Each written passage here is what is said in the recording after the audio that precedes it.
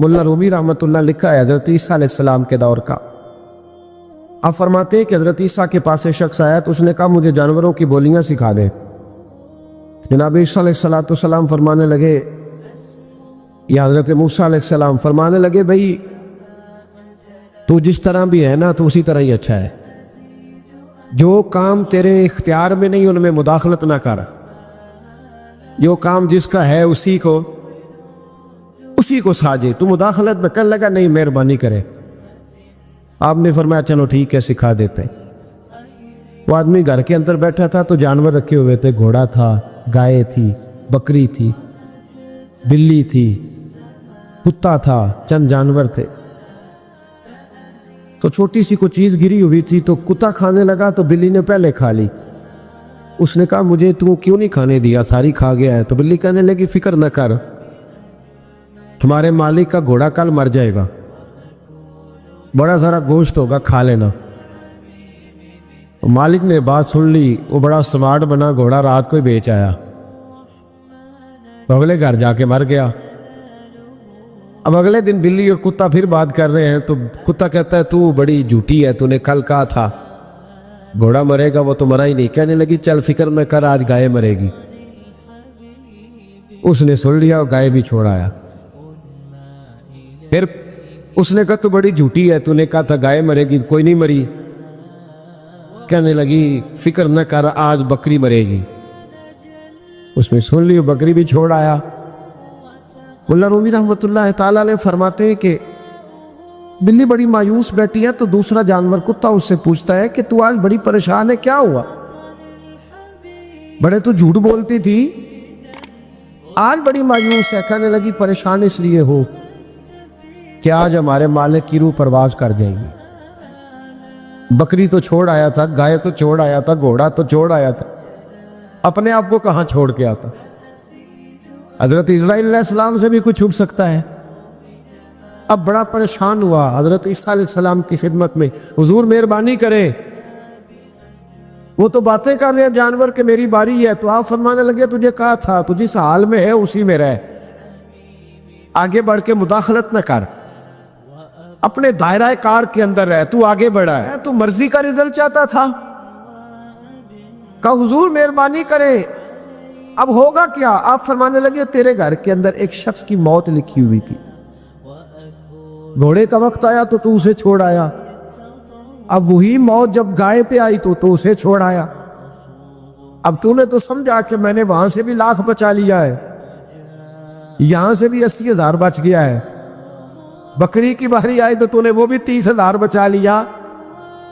अब तू नहीं बच सकता, इसलिए कि इरादा कुदरत है। तू अपनी मर्जी का रिजल्ट मांग रहा था ना, तो वक्त आ गया है।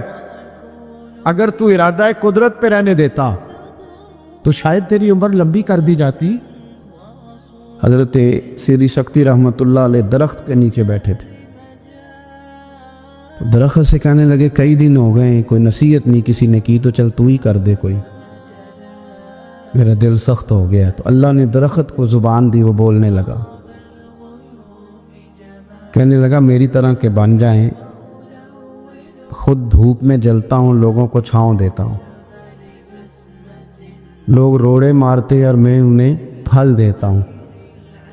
तो हज़रत फरमाने लगे तेरी बात ने मेरे ऊपर बड़ा असर किया, एक सवाल ना पूछ लूं?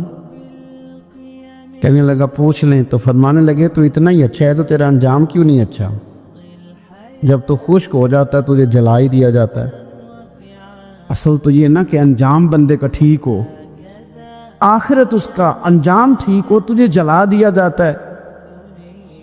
तो कहते हैं दरख्त कहने लगा हुजूर आपने तो मुझे कहा था नसीहत करने का, अब आपने मुझे शुरू कर दी है और मेरी नब्ज पे आपने हाथ रख लिया है, बड़ा अच्छा किया मुझे आप नसीहत कर रहे हैं।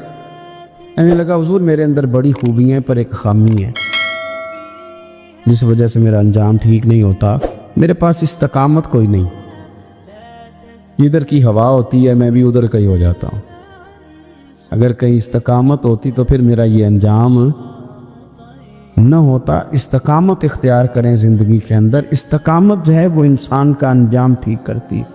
तेरा जो तवक्कुल है वो मजबूत होना चाहिए, तेरा भरोसा अपने रब की ज़ात। तू गाफिल हो गया अल्लाह से, تو نے اسباب پر بھروسہ سارا کرنا شروع کر دیا. اسباب اختیار کیے جاتے ہیں, بھروسہ رب کریم پہ کیا جاتا ہے.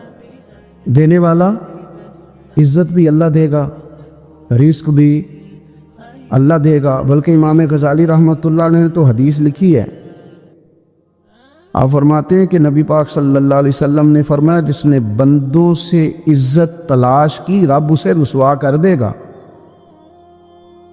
جو سیاست کر کے عزت حاصل کرنا چاہتا ہے, جو اس طرح کا ماحول بناتا ہے کہ میں کوئی ایسے کام کروں کہ لوگ میری واہ واہ کریں, لوگوں سے عزت کا حصول کرنے والے کو رسوا کر دیا جاتا ہے. عزت در اصل وہی ہے جو رب کریم عطا فرماتا ہے.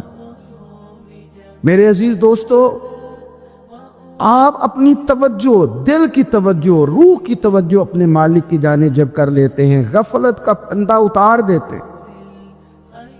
اور ہر وقت غلبہ رکھنا پیسوں کا, ہر وقت اسی میں سوچنا, اسی میں محو ہو جانا, پھر آپ کا ذہنی نقصان ہوتا ہے. پھر آپ کی روح جو ہوتی ہے وہ بے چین رہنے لگتی ہے. پھر ایسے بھی غریب دیکھے جن کے پاس پیسے ہیں, پیسوں کے علاوہ کوئی شے بھی نہیں. پھر ایسے بھی تنگ دست دیکھے کہ جن کے پاس جائیدادیں بڑی ہیں اور ان کے پاس رات کو سکون سے سونے کے لیے وقت کوئی نہیں. عزیز بھائی, حضرت ویس کرنی رضی اللہ تعالیٰ عنہ کی ملاقات ہو گئی حضرت حرم بن حیان کے ساتھ. یہ بھی تابعی ہیں. تو حضرت حرم بن حیان رحمۃ اللہ علیہ کہتے ہیں یہ نا ہم تو خیر بڑی ساری باتیں سنتے ہیں تو نصیحت نہیں نہ حاصل کرتے. ویسے بھی یہ دور تقریریں کرنے, تقریریں سننے کا ہے. جو عمل کرنے والے لوگ تھے ان کا کیا طریقہ تھا کہ وہ ایک دو جملہ ہی کافی تھا. علم و بس کری ہو یار, وہ ایک کو یارفتے نہیں درکار. جملہ ایک بھی تیرے لیے کافی ہے, لیکن شرط یہ کہ تو عمل کا ارادہ رکھتا ہو, تیرا خیال ہو کہ عمل کرنا. وہ لوگ نا مختصر سی باتیں کرتے, مختصر سی نصیحتیں کرتے, لیکن وہ عکس جلدی کرتے, اس میں سے اپنے لیے خیر جلدی تلاش کرتے. حضرت حرم بن حیان کی ملاقات ہوئی حضرت اویس کرنی رضی اللہ تعالیٰ عنہ کے ساتھ. تو حضرت حرم بن حیان کہتے ہیں میں نے عرض کی حضور میں کسی ملک میں جا کے رہنا چاہتا ہوں, کہیں سکونت اختیار کرنا چاہتا ہوں, یہاں سے ہجرت کرنا چاہتا ہوں, تو مجھے کوئی آپ مشورہ دے میں کہاں جاؤں. تو فرماتے ہیں کہ میں نے جب یہ سوال کیا تو حضرت ویس کرنی نے مجھے اشارہ دیا, فرمانے لگے ملک شام چلا جا. تو میں نے اگلا سوال کیا حضور وہاں جا کے کاروبار کیا کروں گا, رہوں گا کیسے, کھاؤں گا کہاں سے. تو فرماتے ہیں حضرت ویس کرنی نے رومال اٹھایا, کندھے پہ رکھا اور چلنے لگے. میں نے کہا حضور آپ نے سوال کا جواب ہی نہیں دیا. تو فرمانے لگے جس دل کو ابھی تک یہی یقین نہیں آیا کہ روزی کون دیتا ہے اسے میں نصیحت کیا کروں. میں تجھے نصیحت کروں جیسے آج تک یہی نہیں پتا کہ روزی کون دیتا ہے. تو ابھی تک اپنے دل کو پکا ہی نہیں کر پایا کہ روزی رب دیتا ہے. او خدا کے بندے کیا نصیحت کروں تجھے, تو ابھی تک یہاں اڑا ہوا ہے. مال کماتے کماتے مقصد مال نہیں بنانا, دولت حاصل کرتے کرتے محبت دولت کی نہیں دل میں پیدا کرنا. بال بچے, گھر بار, مکان, اس کے پیچھے بھاگتے بھاگتے ایسا نہ ہو کہ پلٹ کر دیکھیں تو ہمارا بہت سا روحانی, فکری اور ذہنی نقصان ہو چکا ہو. بہت سارے لوگ ہم میں سے ایسے ہیں جو الحمدللہ مقصود نہیں دولت کو بناتے, جن کا مقصود رزق حلال ضرور ہے لیکن وہ اس کو اپنے ذہن پہ سوار نہیں کرتے, صرف دولت کی ہو کے زندہ نہیں ہے, وہ اللہ کے بندے بن کے زندہ ہے, رسول اللہ صلی اللہ علیہ وسلم کے غلام بن کے فخر محسوس کرتے ہیں. دولت کی طرح جتنی زیادہ ہماری توجہ ہو گئی ہے اور مال کی جانب جتنا زیادہ ہمارا ذہن ہو گیا ہے, سارے رشتے مال میں تلنے لگ گئے, ہر چیز کو اسی عینک سے دیکھا جانے لگا ہے. اللہ تعالیٰ نے قرآن مجید میں ارشاد فرمایا کہ یا ایھا الذین آمنوا لا تلھکم اموالکم ولا اولادکم عن ذکر اللہ. اے ایمان والو, تمہارا مال اور تمہاری اولاد تمہیں اللہ کے ذکر سے کہیں غافل نہ کر دے.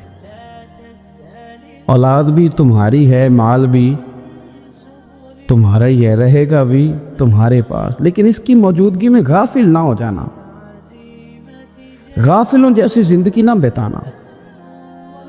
जो लोग सड़क को मंजिल बना लेते हैं वो रास्ते में रह जाते हैं। सड़क जो होती है वो रास्ता होती है, मंजिल नहीं होती। ये जो रिस्क है, दौलत है, माल है, औलाद है, ये तो सारा रास्ता है अल्लाह की तरफ जाने का, कि थोड़ा सा रिस्क हलाल कमाएं, कमर सीधी हो जाए और फिर हम अपने रब करीम की इबादत करें। हम रिस्क हलाल कमाएं ताकि हम हाथ फैलाने से बचें और हम अल्लाह के बंदों की ज़रूरियात का ख्याल करें, दीन के कामों में अपने आप को मशगूल करें, कुछ न कुछ अपना हिस्सा पेश करें। ये मकसूद था, ये मंजिल नहीं, ये तो सिर्फ एक रास्ता था। हमने अब क्या किया है कि यही चीज़ हमारी मंजिल बन के रह गई है। रात पैसे गिनना, सवेरे उठ के फिर गिनना शुरू कर देना, पैसों में रिश्तों को तोलना, पैसे के साथ ही अपने आप को हर वक्त लगाए रखना। उलझ के रह गए हैं लोग, उलझ के, और फिर कोई बंदा जीत नहीं रहा। हमारे दादा भी यही कहते थे कि कुछ पैसे कमाने हैं ताकि बच्चे पाल लूँ, ये कहते कहते चले गए। हमारे अब्बा भी यही कहते थे, फिर उसके बाद हमने भी यही बोली बोलनी शुरू कर दी है। तो जीता तो कोई भी नहीं, जीता तो कोई भी नहीं। माल को ज़रूर हासिल करे। हज़रत भावलक नक्शबंद बुखारी रहमतुल्लाह अलैह फरमाते, मैंने ना मिना के मैदान में एक नौजवान देखा जो लाखों का कारोबार कर रहा था, लाखों का, दिनारों का कारोबार करता था, सोने चांदी हीरे जवाहरात का काम करता था। लेकिन फरमाते मैंने उसके दिल पे नज़र डाली, लाखों का काम करता था पर उसका दिल एक मिनट के लिए भी अपने रब की याद से गाफिल नहीं था। हर वक्त उसका दिल अपने मालिक की याद में मसरूफ था, हर वक्त। इरशाद फरमाते हैं कि मेरा शुरू में उसके बारे में गुमान ये था कि देखो ये शख्स क्या कर रहा है, पैसा कमा रहा है, दौलत के चक्कर में पड़ा हुआ है। फरमाते हैं कि फिर मैंने एक और मंजर देखा, एक और रंग मैंने देखा कि वो कमा रहा था, और फिर इख्तिताम हज पे मैंने देखा कि जो कमाया था सारा अल्लाह के बंदों पे खर्च कर रहा था। आप और मैं, हमने देखना सिर्फ ये है कि कहीं ऐसा तो नहीं है कि दौलत में उलझ गए। बहुत सारे लोगों ने ये कहा था, हम सुनते थे जब कोई आदमी जाने लगता था ना परदेश पैसा कमाने के लिए, तो वो कहा करता था कि मैं मुल्क से बाहर जा रहा हूँ, 2 4 5 साल लगा के आऊँगा, वापिस आके फिर यहाँ मैंने कोई काम करना है, थोड़े से पैसे कमाऊँ ताकि यहाँ ना फिर मेरा सिलसिला कोई बन जाए। वो 3 साल लगाने गए थे पर 30 गुजर गए हैं, लौट के वापस कोई नहीं आए। वो 4 साल का कह के गए थे पर साल 40 हो गए, लौटे नहीं। क्यों नहीं लौटे? इसलिए कि पहले मुफाद छोटा था, ख्याल ये था कि थोड़े से पैसे आ जाएंगे, बच्चों का खर्चा चलने लग जाए, फीसें पूरी होने लग जाएं, और मुझे किसी से मांगना ना पड़े, तो बस फिर मैं कामयाब हूँ। ये तय किया था। उसके फौरन बाद फिर जब बाहर गए तो ख्याल आया कि नहीं, सिर्फ पंखे का नहीं, एसी का बिल भी देना पड़ेगा। फिर थोड़ा और आगे बढ़े तो ख्याल आया कि छोटी गाड़ी पे गुजारा नहीं होता, बड़ी गाड़ी ना ले लें। फिर ख्याल आया कि बड़ी गाड़ी लिया तो ये तो अंदर खड़ी नहीं होती, सामने वाला प्लाट मिल जाए तो ज़रा गैराज अच्छा बन जाएगा। फिर उलझते उलझते उलझ गए दोस्तों। फिर ना मालिक की हकीकी की जानिब वो नज़र जो हमारी होनी चाहिए थी ना रही। ज़ौक़ से नमाज पढ़ते थे, फिर हमारी नमाजें मुख्तसर हो गई। हम सवेरे उठ के ज़ौक़ से कुरान पाक पढ़ते थे, फिर वो वक्त भी हमारा दफ्तर की तैयारी में लग गया। रात दुरूद शरीफ पढ़ते थे, लेकिन वो भी सारा हमारा हिसाब किताब में वक्त गुजर गया। हमने ये समझा ही नहीं कि दौलत कारखाना नहीं देता, दौलत सेठ साहब नहीं देते, दौलत आपको आपकी फैक्ट्री नहीं देती, देने वाले तो रब करीम की ज़ात है। تو جہاں سے آنا تھا وہاں توجہ دینی چاہیے تھی کہ جہاں صرف ایک سبب تھا، ذریعہ تھا۔ حضرت اویس کرنی رضی اللہ تعالیٰ عنہ، ہمارے صوفیاء میں ایک لفظ بولا جاتا ہے فقر بوذر، یعنی کچھ لوگ ایسے ہیں جو سیدنا ابو ذر غفاری رضی اللہ تعالیٰ عنہ کے طریقے پہ چلتے ہیں۔ ایک لفظ بولا جاتا ہے فقر بوذر، کچھ لوگ فقر بوذر کے قائل تھے، اسی مزاج کے قائل تھے حضرت سیدنا اویس کرنی رضی اللہ تعالیٰ۔ ان کے ذہن میں ایک بات بیٹھ گئی تھی کہ یار دینے والا اللہ ہے، ہماری جو غفلت ہے نا وہ بھلا کیوں ہوئی ہے؟ وہ اس لیے ہوئی ہے کہ پیسے کسی کو بھی برے نہیں لگتے، پتہ نہیں ان میں کیا کشش ہے۔ یہ نہ آپ کسی جگہ بھی ان کا نام لے لیتے ہیں، یہ کسی جگہ بھی آ جاتے ہیں تو یہ برے لگتے ہی نہیں۔ یہ جناب بڑی بڑی فقیری کا دعویٰ کرنے والے اور لوگوں کو طریقت اور تصوف کا درس دینے والے، ان کو بھی یہ اچھے لگتے ہیں۔ یہ تو جناب جو لوگوں کو کہہ رہے ہیں فقیر ہو جاؤ فقیر ہو جاؤ، وہ خود امیر ہوتے جا رہے ہیں۔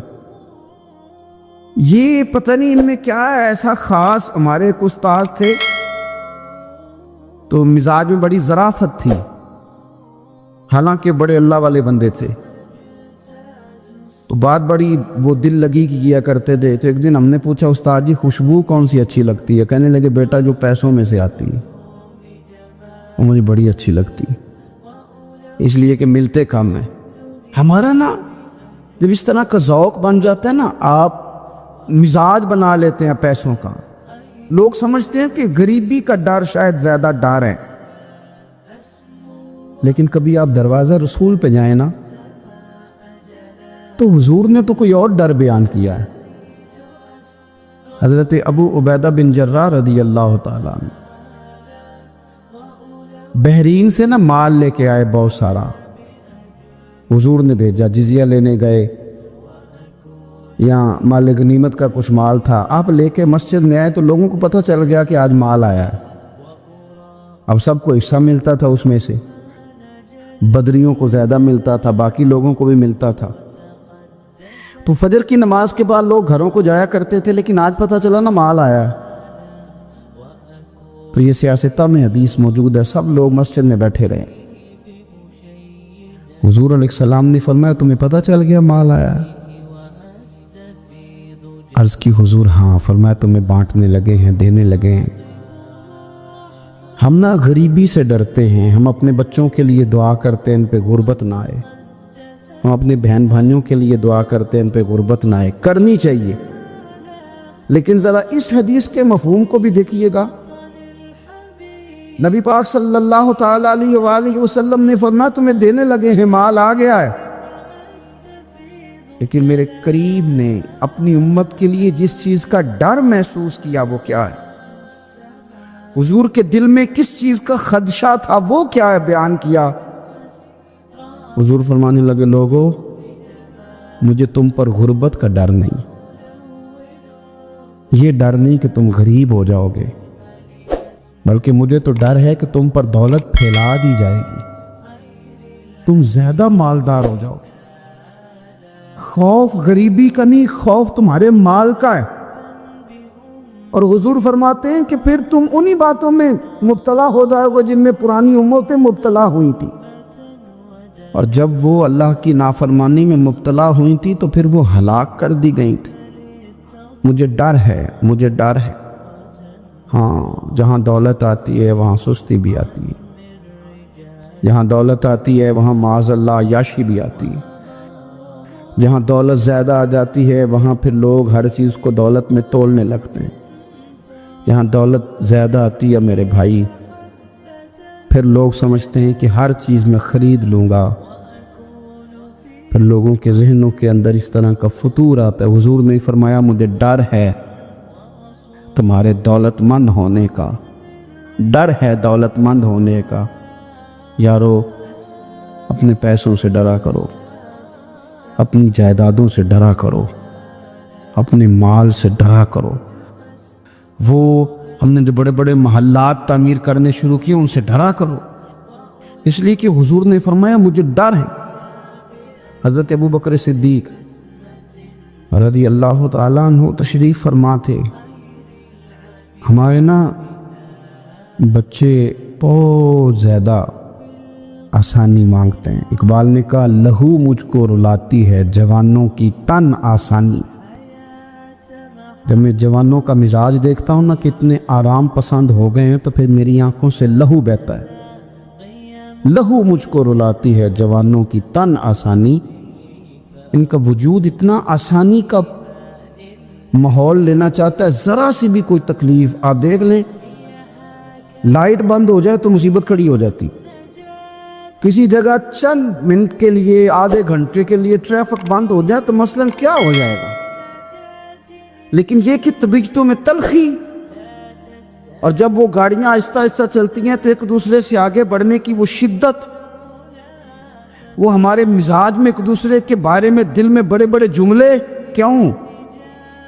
اس لیے کہ ہماری طبیعت آسانی پسند ہے. ذرا سی بھی کوئی رکاوٹ ہم نہیں برداشت کرتے. تھوڑی دیر کے لیے ٹھہرنا پڑ جائے ہمارے لیے بڑا مشکل کام. آپ ہمیں ہماری مرضی کے خلاف کوئی بات کر دیں تو ہمیں بگڑا ہوا سمجھے. ہماری طبیعت میں وہ آسانی ہے. یہ آسانیاں انسان کو پھر بڑے بڑے کام نہیں کرنے دیتی. پھر انسان کمزور پڑ جاتا ہے. پھر وہ کوئی کسی انقلابی تحریک کا کبھی حصہ نہیں بن سکتا.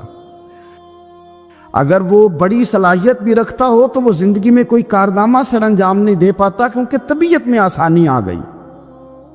اس کا مزاج ہی نہیں. جس بندے کو گرمی زیادہ لگتی ہے وہ کیسے آگے بڑھے گا؟ یہ سیٹھوں کے بیٹے, مالداروں کے بیٹے, پیروں کے بیٹے, بڑے بڑے جناب مشائخ کے صاحبزادگان الا ماشاءاللہ آگے نہ بڑھنے کی وجہ کیا ہے؟ صرف یہ ہے کہ طبیعت کا تقاضا یہ ہے کہ ایک آدمی نے رومال پکڑا ہے, دوسرے نے جوتا پکڑا ہے, تیسرا گاڑی کھول رہا ہے. جب آپ اس قدر زیادہ ان کو آسانیوں میں مبتلا کر دیتے ہیں پھر ان کے لیے جہاد کرنا, میدان میں نکلنا ممکن ہے. حضرت یوسف علیہ السلام کے بھائیوں نے کہا کہ سمجھ تو آ گئی ہے ہمیں کہ ہم نے زیادتی کی, ظلم کیا, اب کرنا کیا ہے؟ تو جناب یوسف کہنے لگے کچھ بھی نہیں کرنا, جاؤ تمہیں معاف کیا. معافی مل گئی. انہوں نے کہا کہ ہمیں تو معافی مل گئی, تو ابا جی تو رو رو کے ان کی بصارت کم ہو گئی آنکھوں کی. ماں بڑا پیار کرتی ہے, پر بیٹے سے جو باپ پیار کرتا ہے اس کا بھی اندازہ کوئی نہیں کر سکتا. کوئی نہیں کر سکتا. دیکھیں نا, اللہ کے نبی حوصلے والے, صبر والے ہوتے ہیں, پر بیٹے کی جدائی بین اللہ کے نبی نے بھی اتنے آنسو بہائے, اتنے آنسو بہائے بیٹے کی جدائی میں کہ نظر آنا کم ہو گیا. بصارت. بیٹے کو ابا جب بھی فون کرتا ہے پردیس میں کہ تو آ جا چند گھڑیوں کے لیے, میرا پتہ کوئی نہیں. کہتا ابا جی بس ایک کاغذ رہ گیا, میں آیا. جب ابا جی پردہ کر لیتے ہیں تو کہتے ہیں اس کو برف میں لگا دو, میں 3 دنوں کے بعد آ جاؤں گا. اب کیا فائدہ؟ اب تو رہ ادھر ہی, اب کوئی پڑھ دے گا جنازہ بھی. اب تو آ کے میں نے منہ دیکھنا ہے تو کیا ہوگا اس سے؟ اب تو نبی پاک کا حکم ہے جب کوئی انتقال کر جائے تو جلدی دفن کرو. اب تیری ماں نے ساری زندگی آنکھیں دروازے پہ لگی رہیں کہ اللہ کرے وہ آ جائے. اس وقت تو تجھے خیال نہیں آیا, تو تجھے کاغذوں سے پیار رہا, تو اب کس بات کا انتظار؟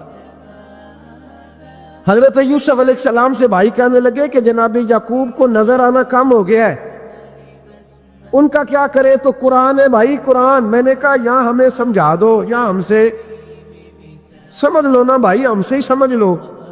یہ کس آیت کا بتاؤ, کیا ترجمہ کریں بتاؤ. اور تم بلڈوزر چلاؤ حضرت علیمہ کے گھر پہ تو ہم چپ رہیں. یہ بھی کس طرح ہو سکتا ہے؟ حضرت یوسف کے بھائیوں نے کہا کہ ابا جی کی آنکھوں کی بینائی کم ہو گئی ہے, اب کیا کریں؟ قرآن ہے. کہنے لگے اذهبوا بقمیصی, یہ میری قمیض لے جاؤ. حضرت یوسف کہتے ہیں یہ میرا کرتا لے جاؤ, میری قمیض لے جاؤ. ھذا فالقوہ علی وجہ ابی یاتی بصیرا, میرا کرتا لے جاؤ, میرے ابا کے چہرے پہ ڈال دینا, ان کی آنکھوں کو اللہ روشن فرما دے گا. اگر حضرت یوسف علیہ السلام کے وجود سے کرتا لگے تو آنکھیں روشن ہو جائے, تھوڑی دیر کرتا ان کے وجود سے لگے تو آنکھیں روشن ہو جائے. اور جناب حلیمہ کے کمرے میں، حجرے میں، گھر میں تو 4 سال میرے نبی گھومتے رہے، وہاں آرام کرتے رہے، وہاں تو حضرت جبریل ان کا دیدار کرنے آتے رہے، وہاں تو فرشتے اس گھر کو جھک جھک کر دیکھتے رہے. وہ مکان جنت نظیر جہاں اللہ کی ساری رحمتیں برستی رہیں، اس میں تبرک ہی کوئی نہیں، اس میں برکت ہی کوئی نہیں. آؤ، یہ تو بات ہے نا حضرت یوسف علیہ السلام کی، بخاری مسلم. میں نے کہا کہ یار یا تو یہ حدیث علیحدہ کر یا پھر ہمیں اس حدیث کا ترجمہ بتا. بات بھی کسی معمولی ہستی کی نہیں، جناب سیدہ عائشہ صدیقہ کی بڑی بہن، حضرت ابو بکر صدیق کی بڑی صاحبزادی، اور وہ والی بی بی جسے میرے نبی نے پیار ہی بڑا کیا ہے. حضور کے لیے غار ثور میں کھانا لے کے جانے والی حضرت اسماء بنت ابی بکر صدیق، وہ کہتی ہیں میرے پاس مصطفیٰ کا ایک جبہ تھا، حضور کا ایک جبہ. کون سا؟ جسے میرے نبی نے کچھ دفعہ یا ایک دفعہ پہنا تھا. تو کہا اماں جی پھر آپ نے کیا کیا؟ تو حضرت جناب سیدہ اسماء بنت ابی بکر صدیق کہنے لگی وہ تھا حضرت عائشہ کے پاس. جب وہ بیمار رہنے لگی تو میں نے کہا عائشہ یہ خزانہ بڑا قیمتی ہے، مجھے نہیں دے دیتی؟ وہ جبہ میں نے لے لیا. بخاری مسلم ہے، بخاری مسلم. حضرت جناب سیدہ اسماء بنت ابی بکر صدیق سے لوگوں نے پوچھا اماں جی آپ کیا کرتی ہیں؟ فرماتی ہیں جس بیمار کو کہیں سے شفا نہیں ملتی لوگ اسے میرے پاس لاتے، میں اس جبے کا ایک کونا پکڑ کے پانی کے پیالے میں ڈبوتی اور وہ پھر وہ پانی بیمار کو پلاتی تو اللہ اسے ہر بیماری سے شفا عطا فرما دیتا. اللہ اسے ہر بیماری سے.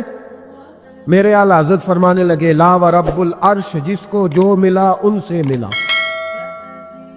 قسم اٹھا کے کہتے ہیں لا ورب العرش جس کو جو ملا ان سے ملا. بٹتی ہے کونین میں نعمت رسول اللہ کی، بٹتی ہے کونین میں نعمت رسول اللہ کی.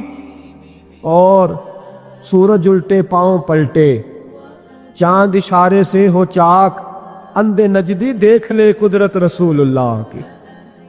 اندھے نجدی دیکھ لے قدرت رسول اللہ کی صلی اللہ ہو. یار ہم کیا کریں، ہم کدھر جائیں؟ تو خطبہ پڑھتا ہے وہاں بیٹھ کر کے یہ ادھر نہ جاؤ کوئی برکت نہیں، معافی برکت، ادھر ہم کیا کریں؟ اچھا یہ تو بات تھی نا شفا کی. حضرت سہل بن سعد رضی اللہ تعالیٰ، یہ بھی بخاری ہے.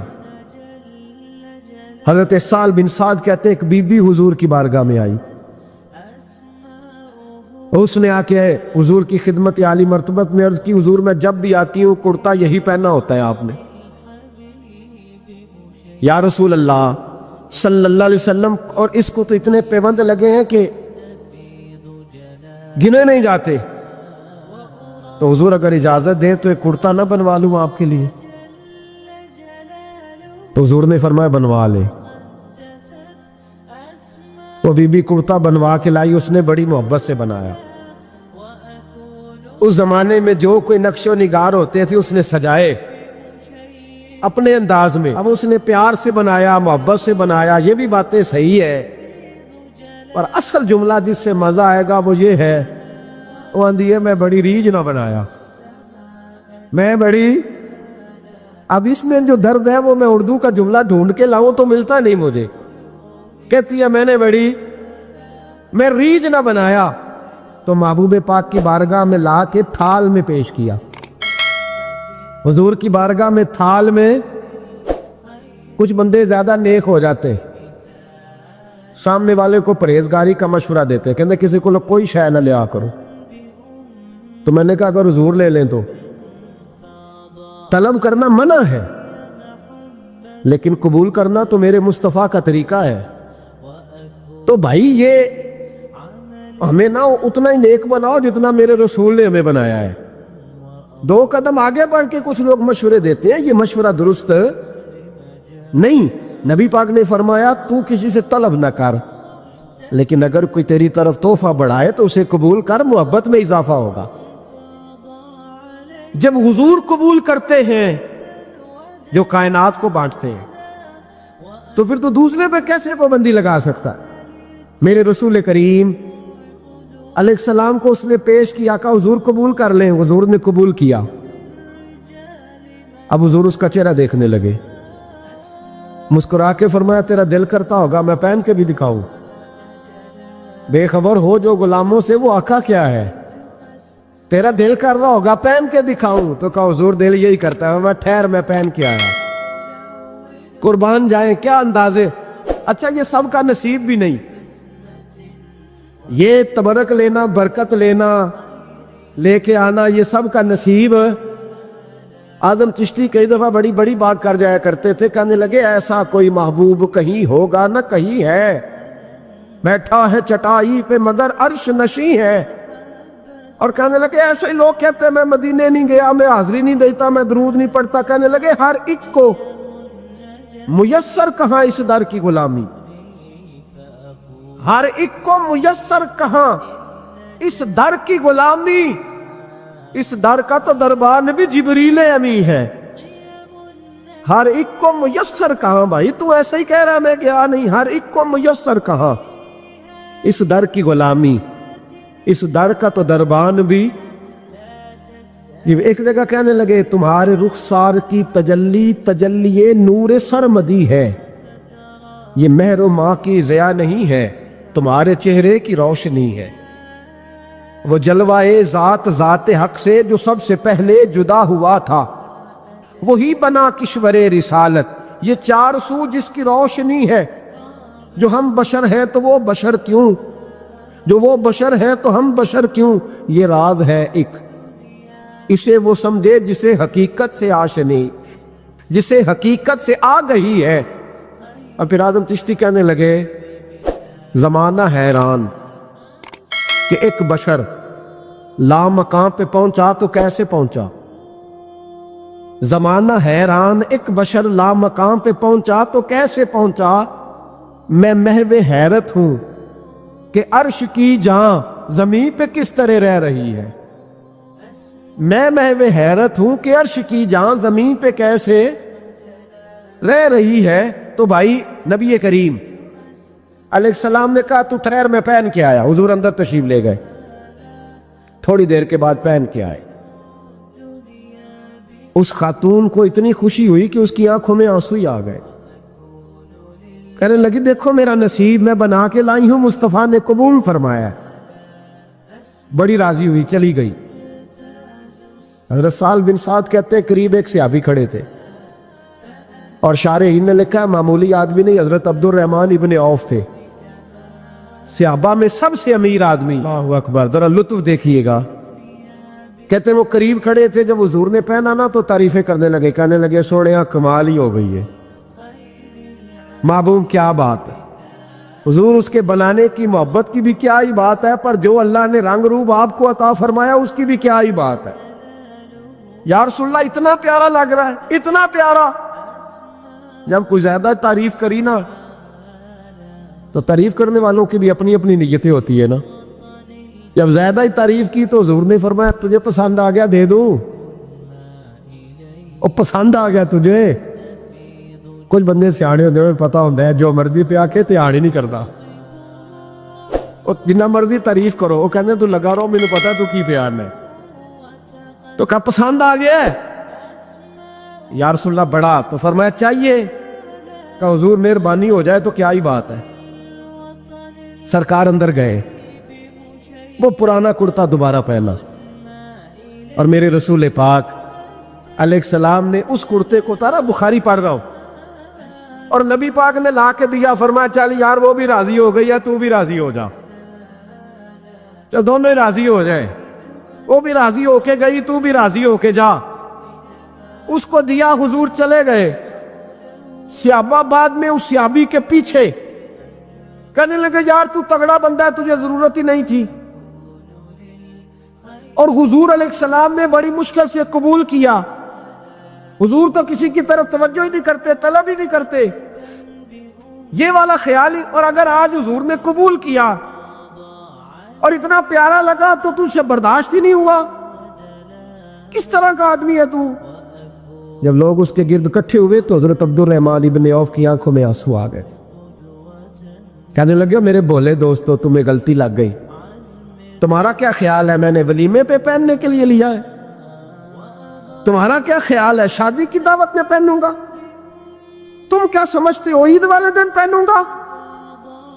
اور گویا اپنی داڑھی کو پکڑ لیا. کہنے لگے دیکھو بال سفید ہو رہے, پھل پک رہا ہے.